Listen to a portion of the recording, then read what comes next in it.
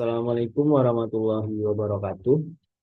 Perkenalkan, nama saya N. Jordan Irfan dan Irfan Sebutane.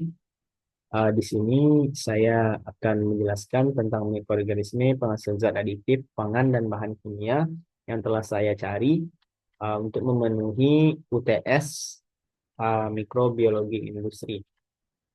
Di sini akan menjawab soal-soal UTS tersebut dengan dosen pengampu Ibu Safrizayanti. Yang pertama, artikel pertama adalah mikroorganisme untuk pembuatan zat aditif pangan, yang mana asam mikrobanya yaitu Rhodophylla glutinis. Rhodophylla glutinis ini adalah mikroorganisme jenis Legionella yang secara alami dapat ditemukan di berbagai habitat lingkungan. Pada artikel pertama ini, Rhodophylla glutinis diambil dari sedimen sepanjang Laut Kuning di kota Dongtai, Provinsi Jiangsu, China. Metode pengumpulannya yaitu dengan sampling sistematis, yang mana setiap sampel sedimen sekitar 100 gram diambil dengan kantong plastik steril dengan kantong es, kemudian dibawa ke laboratorium dengan kurun waktu 10 jam.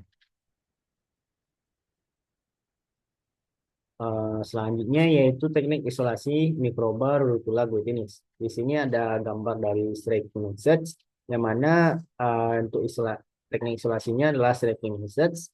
Striking Method ini adalah metode mengisolasi bakteri untuk mendapatkan koloni murni dengan medianya adalah YPD agar dengan menggunakan alat inoculating load. Selanjutnya adalah identifikasi morfologi Rhodophylla glutinis. Di sini ada gambar dari Rhodophylla glutinis itu. Kemudian ada alatnya dengan bantuan mikroskop. Kemudian ukuran dari sel itu adalah sel Rhodophylla glutinis adalah 4 sampai 6,5 mikrometer dan diameter koloninya adalah 1,5 milimeter. Untuk bentuknya adalah sirkular, tekstur permukaannya adalah smooth, dan elevationnya convex. Untuk bentuk koloni memiliki tampilan yang sedikit berubah. Kemudian ada marginnya yaitu entire. Selanjutnya, yaitu identifikasi molekular Rhodophylla glutinis dengan ada 4 tahap. Tahapan pertama ada ekstraksi DNA. DNA yang diambil adalah strain RY1801 yang dimana panjang gelombangnya adalah 230, 260, dan 280 nanometer dengan menggunakan nanodrop 2000. Kemudian yang kedua ada amplifikasi ITS.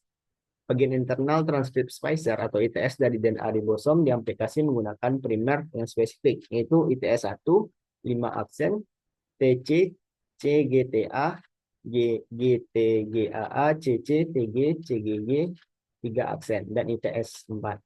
Seperti yang telah terlihat. Kemudian adalah proses PCR-nya itu dilakukan dengan kondisi suhu 94 derajat selama 10 menit, diikuti dengan 30 siklus, 92 derajat selama 1 menit, 52 derajat selama 1 menit, 72 derajat selama 1 menit, dan sintesis akhir pada 72 derajat Celcius selama 5 menit. Kemudian ada analisis hasil PCR-nya, yaitu produk PCR dipisahkan menggunakan elektroforesis gel agarosa, kemudian dibandingkan dengan urutan. Urutannya dibandingkan dengan rDNA di database GenBank. Kemudian ada pembangunan pohon filogenetik. Di sini juga tampak gambar dari pembangunan pohon filogenetiknya, yang mana pigmen dari ITS ini diperoleh dari strain RY1801 tadi dibandingkan dengan urutan database. Kemudian pohon filogenetik dibangun menggunakan metode neckboard joining dengan perangkat lunak JAL P240B2. Selanjutnya, yaitu uji biokimia Rhodophylla glutinis. Kemudian ada 3 pengujian. Yang pertama adalah pengujian kemampuan asimilasi karbon, yang mana tujuannya itu untuk mengidentifikasi sumber karbon yang dapat digunakan oleh strain Rhodophylla glutinis, yang mana strain yang diambil tadi yaitu RY1801. Metodenya, berbagai sumber karbon seperti glukosa, galaktosa, dan suksa dan lain-lainnya diuji dalam media kultur. Kemudian diukur pertumbuhan dari sumber karbon yang paling efektif dari yang diambil tadi. Kemudian adalah pengujian kemampuan asimilasi nitrogen. Tujuan untuk menentukan sumbernya nitrogen yang optimal untuk pertumbuhan dan produksi karotenoid. Yang mana metodenya diambil berbagai sumber nitrogen seperti ragi, urea, dan amonium sulfat dan sebagainya. Kemudian diuji dalam media kultur. Kemudian produksinya tersebut akan diukur yang mana sumber nitrogen yang paling efektif. Kemudian ada pH, pengujian pH dan suhu. Di sini juga tampak adalah grafik dari pengujian pH dan suhunya, yang mana pada suhu 28 derajat lah yang paling optimal Rhodiola glutinase ini menghasilkan karotenoid, dan juga pH pada pH 5 yang menghasilkan karotenoid yang paling banyak. Kemudian selanjutnya adalah metode induksi proses lingkungan. Metode induksi itu diantaranya ada tiga, yaitu pembatasan nutrisi, perubahan suhu, dan pembatasan oksigen.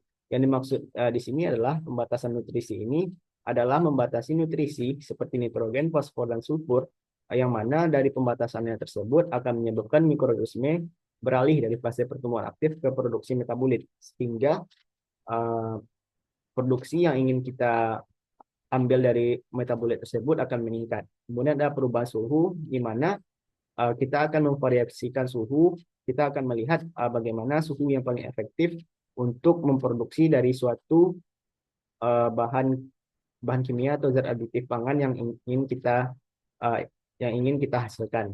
Kemudian ada pembatasan oksigen, yang mana seperti tadi, yaitu pembatasan oksigen terutama pada proses fermentasi anaerobik, yang mana mikroorganisme tersebut akan beradaptasi, kemudian akan menghasilkan metabolit yang spesifik. Selanjutnya, di sini adalah metode induksi Rhodiola glutinase, yaitu menggunakan metode induksi pengaturan suhu. Di sini ada tampak gambar dari tahapannya, dan juga ini ada tahapan yang pertama, yaitu isolasi strain. Strainnya tadi adalah RY1801, diproduksi untuk memproduksi karotenoid.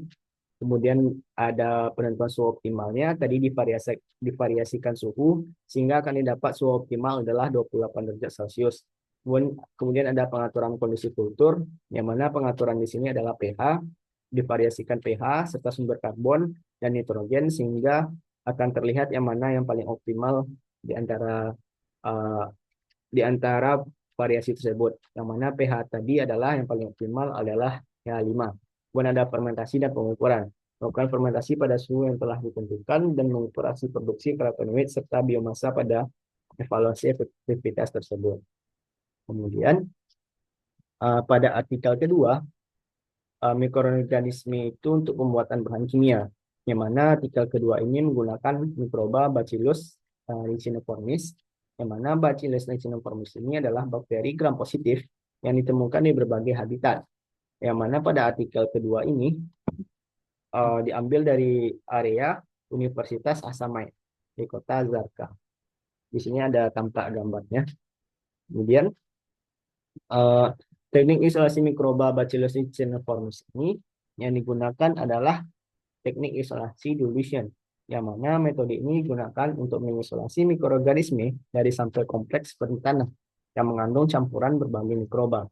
Tujuan utamanya adalah untuk mengurangi kepadatan sel mikroba dalam sampel sehingga memungkinkan pertumbuhan koloni terpisah pada media agar. Kemudian ada identifikasi morfologi Bacillus licheniformis ini. Di sini ada gambar dari Bacillus licheniformis. Untuk ukurannya adalah 2 sampai 5 mm untuk koloni besar, dan dibantu dengan untuk melihat morfologinya dibantu dengan mikroskop. Kemudian bentuk dari Bacillus licheniformis ini adalah bulat atau sirkular. Kemudian marginnya yaitu bergelombang dan berumbai atau berumbai. Kemudian elevationnya adalah datar atau membulat, convex. Untuk color atau warnanya putih, krem, atau kekuningan. Kemudian ada teksturnya kering, kasar, dan berbutir. Selanjutnya, identifikasi molekuler Bacillus licheniformis. Di sini ada 5 tahapan untuk identifikasi molekuler Bacillus licheniformis ini. Ada ekstraksi DNA, yang mana DNA diisolasi dari kultur murni berumur 24 jam menggunakan kit ekstraksi DNA bakteri. Kemudian yang kedua, aplikasi gen 16S RNA, yang mana dua primer PCR universal digunakan untuk mengaplikasi sekitar 1300 BP dari gen 16 sRNA. Proses PCR ini dilakukan dengan siklus pemanasan yang terdiri dari denaturasi, annealing, dan eksistensi. Yang ketiga adalah elektroforesis gel, yang mana produk PCR yang telah diperiksa tadi yang akan diperiksa menggunakan elektroforesis agarosa untuk memastikan ukuran dan keberhasilan aplikasi. Gel yang dihasilkan menunjukkan band yang sesuai dengan ukuran yang diharapkan. Kemudian tahap selanjutnya adalah pengurutan DNA. Produk PCR yang berhasil diaplikasi dikirim untuk diurutkan di laboratorium, yaitu urutan metodenya dari gen 16 sRNA diperoleh untuk analisis lebih lanjut. Kemudian adalah kelima, analisis bioinformatika. Urutan yang diperoleh dibandingkan dengan database menggunakan BLAST untuk identifikasi spesies.